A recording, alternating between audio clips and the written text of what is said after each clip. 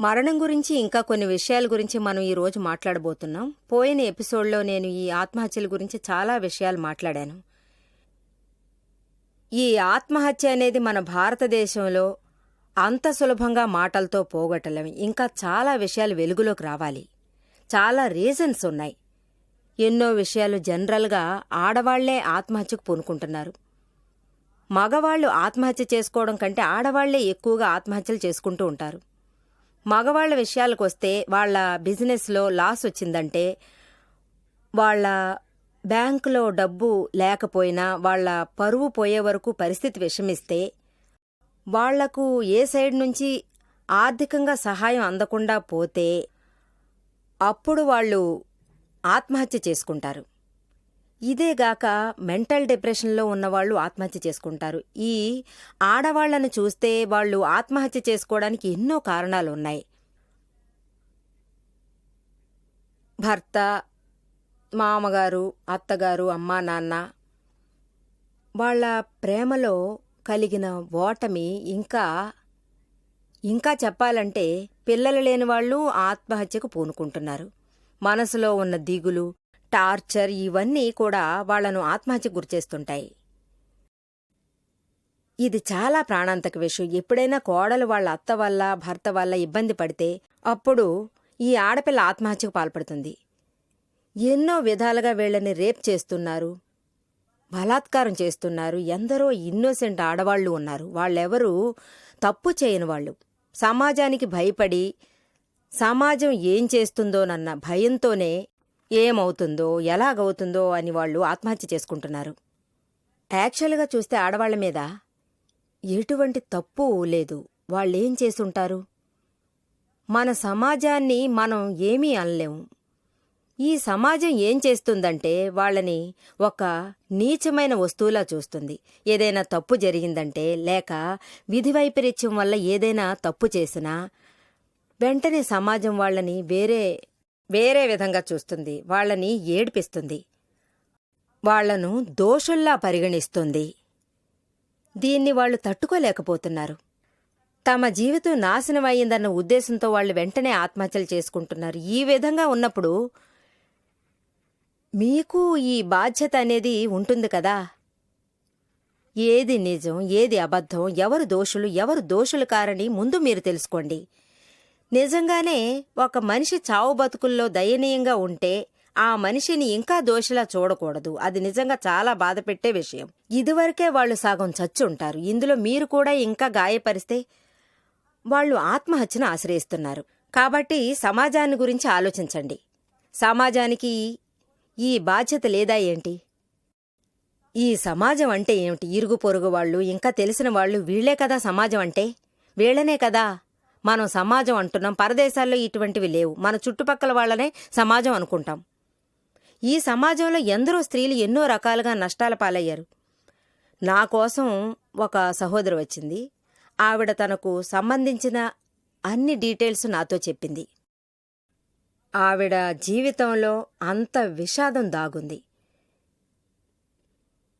ఎంతోమంది పర్సనల్గా నా దగ్గరకొచ్చి చెప్పకూడని విషయాలు కూడా నాతో చెబుతూ ఉంటారు. అప్పుడు నేను ఏం చెప్తానంటే, ఎటువంటి సమస్యకైనా మనకు పరిష్కారం అంటూ తప్పకుండా ఉంటుందనేదాన్ని. ఆ మాటకొస్తే నా దగ్గర చాలామంది చాలా రకాలుగా చెప్తుంటారు.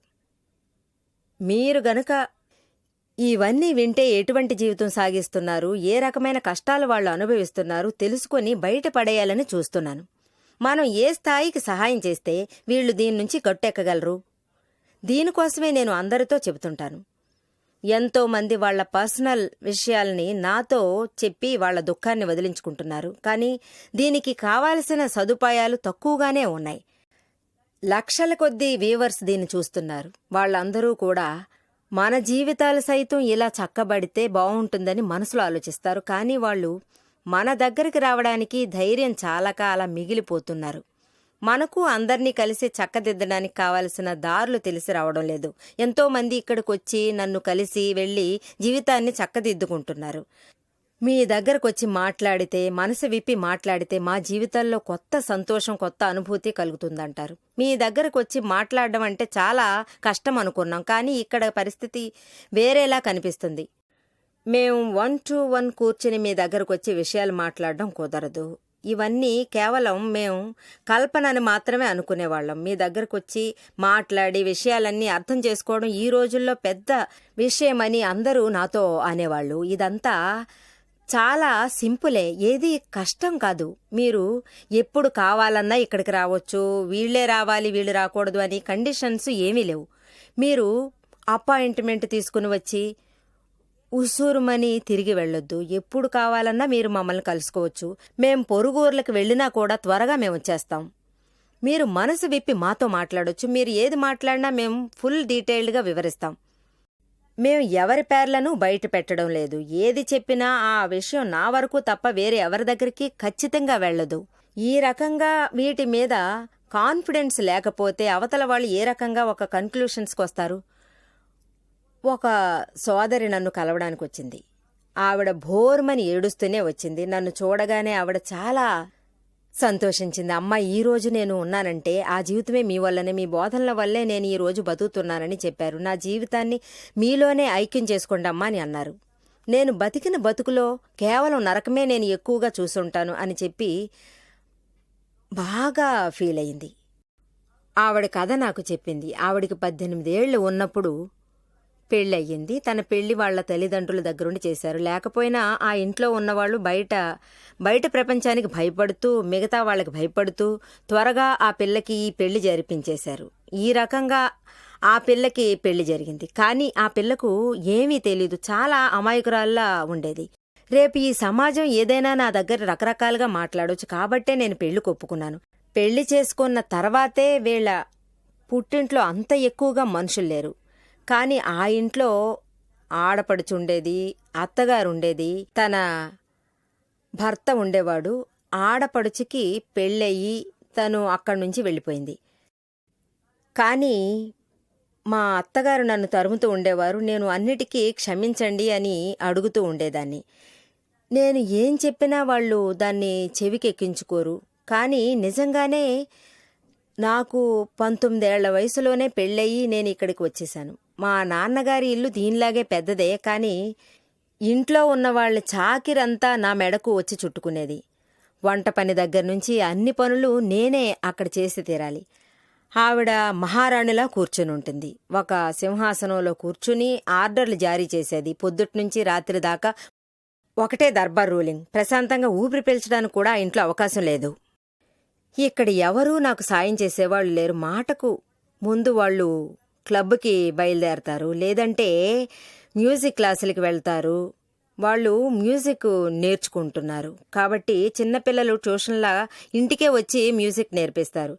ఆ టెన్షన్లో వస్తారు కాబట్టి 2ంటికి వేడిగా భోజనాలు చేస్తారు. రకరకాలుగా నేను వాళ్ళకి ఐటమ్స్ చేసి పెడుతుంటాను. ఇప్పుడు ఈ పద్ధతి వాళ్ళ వల్ల అలవాటైపోయింది. వాళ్ళు అంటారంటే ఆ సమయంలో నన్ను చాలా ఇన్నోసెంట్గా ఉండొద్దు అంటారు. మా అత్తగారిని నేను మా అమ్మలా చూసుకుంటాను. కానీ ఆవిడ ఏం తిట్టినా నేను దాన్ని ఆశీస్సులుగా భావిస్తాను. మన ఇల్లు, మన కుటుంబం, మన అత్తగారు అని నేను అందరితో కలిసి ఉండేదాన్ని. ఇలాగే భరిస్తూ ఆవిడ అన్నిటినీ దాచుకుంది. కానీ చాలా రోజులు, చాలా సంవత్సరాలు గడిచాక ఆవిడికి అంతా తెలిసొచ్చింది. ఇది మన ఇల్లు, మన మనిషి అనే భావనతోనే మెలిగేది. కానీ ఆ టీచర్ వచ్చిన తర్వాతే, ఆ ఇంట్లో సంగీతం టీచర్ వచ్చిన తర్వాతే అక్కడ సమస్యలు మొదలయ్యాయి. అది మాత్రమే కాదు, వాళ్ల మధ్య చాలా గొడవలు వచ్చేవి. భర్తతో తను అన్యోన్యంగా ఉంటే ఆవిడ ఓర్చేది కాదు. ఎప్పుడూ అత్తగారు తన భర్తతోటి తన గురించి ఏదో చెడుగానే చెప్పి తనకు మనశ్శాంతి అనేది లేకుండా చేసేది. ఏదైనా సరే ఫిట్టింగులు పెడుతూనే ఉండేది. భర్తకి కోపం తెప్పించి ఉడికించేది. ఇందువల్ల వాళ్ళిద్దరికీ ఎప్పుడు గొడవలు వస్తూనే ఉండేవి. చీటికి మాటికి ఈవిడ గురించి ఆడిపోసుకోవడం, లేదంటే కొట్టి వేధించడం, ఇంకా చెప్పాలంటే తనని ఇంటి నుంచి వెళ్ళగొట్టించేది. 2 పిల్లలు పుట్టారు. పిల్లల బతుకు చెడిపోయింది. పిల్లలకు ఈ సంస్కృతి అనేది బొత్తిగా తెలిసేది కాదు. ఈ భర్త అనేవాడే దీనికంతటికీ కారణం. పిల్లలున్నారని దయతలిచి ఇంటికి డబ్బు పంపించడం లాంటిది లేదు. ఎప్పుడు చూసినా మందు మీద ఉంటాడు. ఎప్పుడూ మత్తులో తూలుతూ ఉంటాడు. పాపం ఈవిడ పాచి పనులు చేసి ఆ పిల్లలకి కావలసినవి కొనిచ్చి చూసుకునేది. ఆ కోడలు ఇంట్లో సర్వం చూసుకుంటూ ఏమిట్రా ఇది జీవితం ఇలా అయ్యిందని చాలా ఫీల్ అయ్యేది. ఈ విషయాలన్నీ కోడలికి తెలిసిన తర్వాత ఆ అత్తగారు కోడల్ని ఏం చేయాలా అని ఆలోచించడం మొదలెట్టింది. తనను కొట్టి తిట్టి ఆఖరికి ఎలాగైనా ఆ ఇంటి నుంచి గెంటేయాలని ఆవిడ నిర్ణయించుకుంది. పాపం రాత్రంతా తను గుమ్మంలో కూర్చుని ఏడుస్తూ గడిపింది. తలుపు అస్సలు తెరవలేదు. ఈ రకంగా తనను వేధించేవాళ్లు. పాపం తను రాత్రంతా కుమిలిపోయింది. నరకాన్ని తను చవి చూసింది. మనశ్శాంతిగా ఒక్క క్షణం కూడా ఉండలేకపోయేది. నేను ఆయన సంతోషంగా ఉండే అవకాశమే లేదు. అక్కడ అసలు నేను జీవత్యం వల్ల బతుకు వెళ్లదీసేదాన్ని. పిల్లల కోసమే నేను ఆ ఇంట్లో అలాగే భరించేదాన్ని. వాళ్ళు నా మీద నిలువెత్తు నిందలు మోపేవారు. నన్ను చాలా నీచంగా నన్ను ట్రీట్ చేసేవాళ్ళు. నన్ను ఇంటి నుంచి బయటికి గెంటి మా నాన్నకి ఫోన్ చేసి నన్ను తీసుకెళ్లమని చెప్పింది. అప్పుడే మా నాన్నగారికి అంతా తెలిసింది. అంతవరకు నేను మా నాన్నగారితో ఒక్క మాటైనా చెప్పలేదు. పాపం ఆయనకి తెలిస్తే బాధపడతారని ఆ బాధలన్నీ నా మనసులోనే సమాధి చేసుకునేదాన్ని. నా ఆరోగ్యం బాగా అనారోగ్యం పాలయ్యింది. నాన్నగారొచ్చారు. నన్ను నా ఇద్దరి పిల్లల్ని చూశారు. పాపం ఆయన కళ్లల్లో నీళ్లు తిరిగాయి. నాకు ఏ బాధ తెలియకుండా తీసుకెళ్లారు. పిల్లల్ని మా పుట్టింట్లో పెంచుకుంటూ చదివించాను. చాలా సంవత్సరాలు నేను పుట్టింట్లోనే గడిపాను. నాన్నగారు కన్నుమూశారు. నాకు నా అన్నవాళ్లు ఎవరూ లేరు. నాకు నా పిల్లలు మాట వినేవాళ్లు కాదు. పిల్లలు సగంలోనే చదువు మానేశారు. దేనికి పనికి రాకుండా పోయారు. వాళ్ల నాన్నలాగే వాళ్లు తయారయ్యారు. అందువల్ల క్షణక్షణం టెన్షన్ పడేదాన్ని. నేను చచ్చి చెడి నా సమస్యలన్నీ ఈదుకుంటూ వచ్చాను. ఇద్దరి పిల్లల్ని పెంచి పెద్ద చేశాను. నా కొడుకులు వాళ్ల తండ్రిలాగానే నన్ను బాధలకు గురి చేసేవాళ్లు. ఈ రకంగా నేను హింసలు భరిస్తుండగా నా భర్త నన్ను వెతుక్కుంటూ వచ్చాడు. ఇంతవరకు నేను చాలా తప్పు చేశాను, నన్ను క్షమించి ఇక నుంచి నేను రాణిలా చూసుకుంటాను, నాతో వచ్చేయని నన్ను మాటలతో మభ్యపెట్టారు. నిజంగా నా భర్త మారిపోయాడు. మంచి రోజులు వచ్చాయని నేను నా పిల్లల్ని తీసుకుని ఆయనతో పాటు వెనకాలే వెళ్లాను. భర్త ఎంతో అండగా ఉంటాడని ఏ భార్య అయినా కలగంటుంది. పాపం తను నమ్మకంతో వెళ్ళింది. అక్కడ మళ్ళీ అవే సమస్యలు తలెత్తడం మొదలుపెట్టాయి. అత్తగారు, భర్త అంతా అదే పాత బతుకే. ఇదే తీరును కంటిన్యూ అయ్యింది. ఆ తర్వాత అలాగే సర్దుకుని అక్కడే ఉండిపోయింది. పిచ్చిదాన్లా తను మారిపోయింది. అవన్నీ భరిస్తూ వచ్చింది. మళ్ళీ ఆ నరక కోపంలో పడినందుకు తను చాలా ఫీల్ అవ్వాల్సి వచ్చింది. ఆఖరికి తన పుట్టింటికే వెళ్ళిపోయింది. కాని తండ్రి లేడు. ఇల్లు మాత్రం ఉంది. తన జీవితం చూడండి, రెంటికి చెడ్డ రేవడి అయిపోయింది. దేనికి నోచుకోలేదు. తనకి ఒక బ్యూటీ పార్లర్లో ఉద్యోగం వచ్చింది. కానీ ఇప్పుడు చూడండి, ఏమీ లేనిదయ్యింది. అవసరానికి డబ్బు ఇచ్చి ఆదుకునేవాళ్లు లేరు. తనకు ఎవరు సాయం చేస్తారు? ఎవరూ సాయం చేసేవాళ్ళు లేరు. ఏదో పాపం వాళ్ల నాన్నగారు తన కోసం 4 డబ్బులు కూడబెట్టి పుణ్యం కట్టుకున్నాడు. ఏదోలా పని చేసుకుంటూ కాలం వెళ్లదీసింది. అప్పుడే టీవీలో నా ప్రోగ్రాం కంటబడింది. భార్యాభర్తల తగాదాలు గ్రహించింది. ఏదో ఒక ఊరటగా ఉత్సాహంగా భావించింది. అలాగే నాతో ఇంకో విషయం చెప్పింది. నాకు ఎన్నోసార్లు ప్రాణాలు తీసుకోవాలని ఆలోచన వచ్చేదని. అంతేకాదు, ఒకవేళ నేను ఆత్మహత్య చేసుకుంటే నా భర్త, వాళ్ల అమ్మ ఎలా గింజుకుంటారో నా కళ్ళారా చూడాలని అని అనిపించింది. అందువల్ల నేను ఆత్మహత్య చేసుకోవాలనుకున్నాను. నాకు బతుకు మీద ఆశపోయింది. కాని ఒకే ఒక విషయం మాత్రం నన్ను ఆత్మహత్య చేసుకోనివ్వకుండా అడ్డుపడింది. అది ఏంటంటే ఇదే. ఇప్పుడు నేను ఆత్మహత్య చేసుకోలేదంటే వచ్చే నష్టమేంటి? మన శాస్త్రాలు, సాంప్రదాయాలు ఏం ఘోషిస్తున్నాయి? సాధువులు ఏం కొత్తగా చెప్పారు? ఒకసారి మనం ఆత్మహత్య చేసుకుంటే ఆ తర్వాత 7 సార్లు ఆత్మహత్య చేసుకుంటారన్న మాటలు నాకు అప్పుడు గుర్తుకొచ్చాయి. అందువల్ల నేను ఆత్మహత్య చేసుకోకూడదని నిర్ణయించుకున్నాను. ఈ రోజున్న పరిస్థితుల్లో ఏదో తొందరపడి మనం ఆత్మహత్య చేసుకుంటే వచ్చే జన్మలో కూడా ఇలాగే బాధలు వస్తే ఎలా మరి? అందుచేత ఏమైనా సరే ఈ ఆత్మహత్య జోలికి మాత్రం వెళ్లకూడదని తను గట్టిగా నిర్ణయించుకుంది. పిల్లల్ని గాలికి వదిలేయలేని పరిస్థితిలో తనుంది. ఎవరు చూసుకుంటారు? ఇప్పుడే లేని ధైర్యం తెచ్చుకుని కొత్త జీవితం ప్రారంభించింది. పిల్లల్ని పోషించింది. ఆ తర్వాత తాను భర్త నుంచి విడిపోయి వచ్చేసింది. ఈవేళ స్వేచ్ఛగా జీవితం కొనసాగిస్తుంది. తనకున్న బాధ్యత తన కూతుర్ని క్షేమంగా ఒక అయ్య చేతిలో పెట్టడమే. ఆ తర్వాత తన జీవితం ఆధ్యాత్మికానికి అంకితం చేయాలనుకుంది. ఆవిడ నన్ను ఎంతగానో ప్రాధేయపడింది. అమ్మా, నన్ను ఎలాగైనా మీ రంగంలోకి తీసుకోండి. మీరు ఎక్కడికెళ్ళినా ఎక్కడ బస చేసినా నేను అక్కడే ఉంటాను అని పాపం చాలా ప్రాధేయపడింది. మన ప్రాజెక్టు దేశదేశాల్లో జరుగుతుంది. అహ్మదాబాద్లో తదితర స్థానాల్లో జరుగుతూ ఉండేది. ఆధ్యాత్మికంలో ప్రవేశించాలన్నది అందరి కోరిక. భగవంతుడు అనుగ్రహించి ఆదరించాలని మనసులో వేడుకోవాలి. దీనికోసం నేను అక్కడికెళ్ళి ప్రార్థనలు చేస్తానన్నాను. వెంటనే తను నాతో వస్తానంది. భగవంతుని దర్బారు చాలా విశాలమైంది కదా. ఆఖరికి తను చాలా మనశ్శాంతి పొందగలిగింది. చాలా సంతోషంగా ఫీల్ అయ్యింది. ఆవిడ జ్ఞానదీక్ష తీసుకుని ఆత్మను పరిశుభ్రంగా ఉంచుకునేది. అప్పుడు తాను అనేది, ఇప్పుడే నేను చాలా సంతోషంగా ఉన్నాను, జీవితం అంటే ఇలాగే ఉండాలి, ఇదే నేను కోరుకునేది అని నాతో అంది. జీవితంలో ఎన్ని పోరాటాలు ఎదురైనా నేను ఇక నుంచి బాధపడేది లేదు. ఎందుకంటే నాతో వచ్చిన నా కర్మ మొత్తం తీరిపోయింది. ఇక మీదట నేను ముక్తి మార్గాన్ని అనుసరిస్తాను. జీవితం అంటే ఎంతో మందికి పోరాటం లాంటిది. కానీ వాళ్లకు ధైర్యం తోడుంటే ఆత్మహత్య ఆలోచన రవ్వంతైనా రాదు. ఈవిడ నాతో తరచూ చెప్పేది, నేను ఎన్నోసార్లు ఆత్మహత్య చేసుకోవాలని అనుకునేదాన్ని. కానీ ఏదో ఒక శక్తి వచ్చి ఈ రకంగా అడ్డుపడి ఆత్మహత్య వల్ల ఏంటి ప్రయోజనమని నా కళ్ళు తెరిపించింది. మళ్లీ మళ్లీ జీవితంలో సమస్యలు ఎదురైతే వాటిని ఎలా పరిష్కరించుకోవాలో తెలుసుకుంటాననే స్థాయికి తను ధైర్యం తెచ్చుకుంది. ఇలా అర్థం చేసుకోవడం చాలా గొప్ప విషయం కదా. మేము ఇలాగే అందరికీ బోధిస్తూ ఉంటాం. ఎవరూ చావాలని అనుకోవద్దు. ఒకవేళ మీ జీవితంలో సమస్యలు వచ్చినా దాని గురించి మీరు అధైర్యపడకండి. మీ బాధలన్నీ దూరం చేయడానికి మేము అనుక్షణం ఏ సమయంలోనైనా సరే మీకు తోడుగా అండగా నిలుచుంటాం. మీకు మేము ఎప్పుడూ మనశ్శాంతిని ప్రసాదిస్తాం. మేము ఎన్నో పట్టణాలకు వెళ్ళాం. పల్లెలు, కుగ్రామాలు, విదేశాలంటూ ఎన్నో తిరిగొచ్చాం. అంతటా వెళ్ళి మేం చూస్తున్నాం.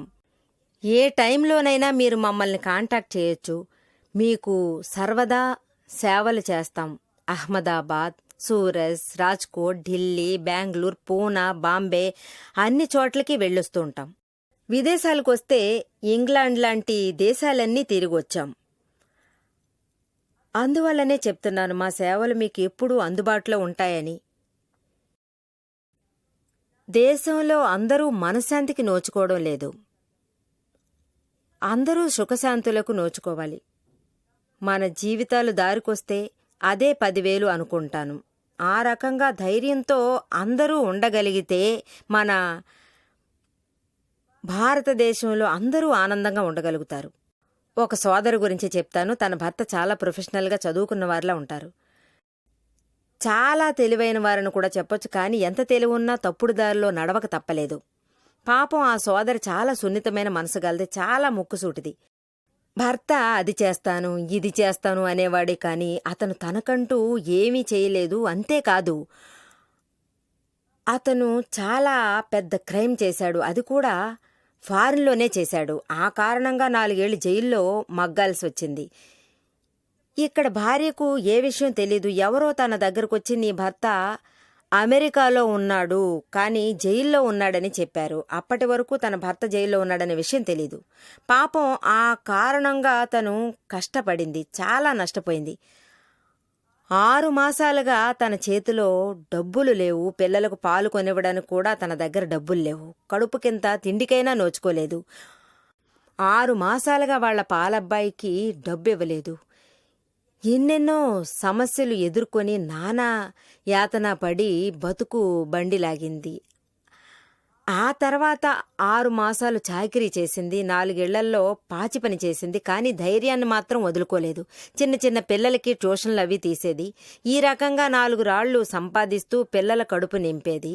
తన 2 పిల్లల్ని పల్లెలో ఉన్న మంచి స్కూల్లో చేర్పించింది. అప్పుడు గాని తన మనసు కుదుట పడలేదు. టైం దొరికినప్పుడల్లా ఏదో పనిచేసి డబ్బు సంపాదించేది. అప్పుడు గాని పిల్లల ఫీజులు కట్టడానికి, చదువులు కొనసాగించడానికి వీలు పడుతుంది. ఆ టైంలో తన భర్త ఫ్రెండ్ ఒకడొచ్చాడు. అతను ఆ అమ్మాయికి ఒక అవకాశం ఇచ్చాడు. నువ్వు నాతో జీవితం పంచుకుంటే నీకు కావాల్సింది నేను ఇస్తాను అని అన్నాడు. అతను డబ్బుతో తనను కొనాలని ఎత్తువేశాడు. అది తనకు చాలా ఇబ్బంది కలిగించింది. కానీ లొంగాల్సిన అవసరం లేదు. ఎంతైనా తన భర్త ఇంకా బతికే ఉన్నాడు కాబట్టి తను తెగేసి చెప్పేసింది, నేను నా భర్తకి అన్యాయం చేయలేను. నువ్వు ఏమైనా అనుకో, నువ్వు ఎన్ని ధనరాశులు గుమ్మరించినా సరే నేను ఆకలితో చావనైనా చస్తాను గాని నీకు మాత్రం నేను లొంగనని చెప్పింది. నేను అలాంటి రకం కాదని చెప్పేసింది. ఏవైనా సరే నేను చెడు మార్గం అనుసరించను, నీతి నియమాలు తప్పను, చేసుకున్నవాడికి ద్రోహం చేయను అని నిర్భయంగా చెప్పేసింది. నాకు ఇంతకంటే ఏమీ అక్కర్లేదని వాదించింది. ఆవిడ ఇలా అందరి ముందు నిర్భయంగా మాట్లాడింది. అంతేకాక అందరి ముందు అతన్ని తలదించుకునేలా చేసింది. బంధువులకి ఈ విషయం తెలీదు, ఎందుకంటే తను ఎవరితోనూ ఆ విషయం చెప్పుకోలేదు కాబట్టి. అయినా ఎవరూ ఆదుకునేవాళ్లు లేరు. గ్రామంలో ఉన్న వాళ్ళకి ఇటువంటి విషయం తెలిసినా ఏ ఒక్కడు సహాయం చేయడానికి కూడా ముందుకు రారు. తను దీని గురించి చాలా భయపడింది. నాకు ఎవరూ అక్కర్లేదు, నా సొంత కాళ్ల మీద నేను నిలబడగలను. ఎన్నో కష్టాలు భరించి తన శక్తి మేరకు బతుకుని లాక్కొచ్చింది. కొంతకాలానికి భర్త తిరిగొచ్చాడు. వచ్చి వాళ్లతో కలిసిపోయాడు. కానీ 3 నాళ్ల ముచ్చటగా మళ్లీ కొట్టడం, తిట్టడం మొదలుపెట్టాడు. కానీ తన విలువ తెలుసుకోకుండా తన పట్ల రాక్షసుల్లా ప్రవర్తించాడు. ఆవిడ కష్టపడి డబ్బు వెనకేసింది కదా, ఆ డబ్బు తీసుకుని అతను తాగడం, దొంగతనాలు మొదలెట్టి ఆమెను బాగా మోసం చేసేవాడు. పరాయాడదానితో సంబంధం పెట్టుకున్నాడు. అలా అలా పిల్లలు పెరిగి పెద్దవాళ్లయ్యారు. ఎదిగాక వాళ్లు తల్లివైపు నిలబడేవాళ్లు. తండ్రిని బుద్ధిగా ఉండమని వార్నింగ్ ఇచ్చారు. అతను గనుక దారికి రాకపోతే ఇంటి నుంచి గెంటేస్తామని బెదిరించారు. ఆ 2 పిల్లలు తల్లికి ఫుల్ సపోర్టుగా అండగా నిలిచారు. తండ్రిని ఏమాత్రం వాళ్లు వెనకేసుకురాలేదు. అతన్ని బయటికి నడవమని పిల్లలు తెగేసి చెప్పేశారు. అంత జరిగాక అతను ఆత్మహత్య చేసుకోవాలని నిర్ణయానికి వచ్చాడు. ఆ తర్వాత ఆటోమేటిక్గా వాళ్లకి సమస్యలు తగ్గిపోయాయి. ఆ తర్వాత ఆవిడ తన పిల్లలతో చాలా సంతోషంగా, ఆనందంగా జీవితం కొనసాగించింది. ఆధ్యాత్మికంగా తన జీవితాన్ని అంకితం చేయాలనుకుంది. పిల్లల్ని ప్రయోజకులుగా తీర్చిదిద్దింది. జీవితం అంటే ఛాలెంజ్గా తీసుకోవాలి. ఎవరూ పిరికితనంగా ఆత్మహత్య చేసుకోకూడదు. ఎందుకంటే ఆత్మహత్య చేసుకున్నందువల్ల ఇంకో మానవ జన్మ దొరకదు. మనిషి అన్నాక ధైర్యంగా ముందుకు సాగిపోవాలి. అలాంటి ధైర్యస్తులే ఈ భారతదేశానికి కావాలి. మీరు జీవితాన్ని ప్రేమించండి, జీవితం మీదవుతుంది. జై సచ్చిదానంద.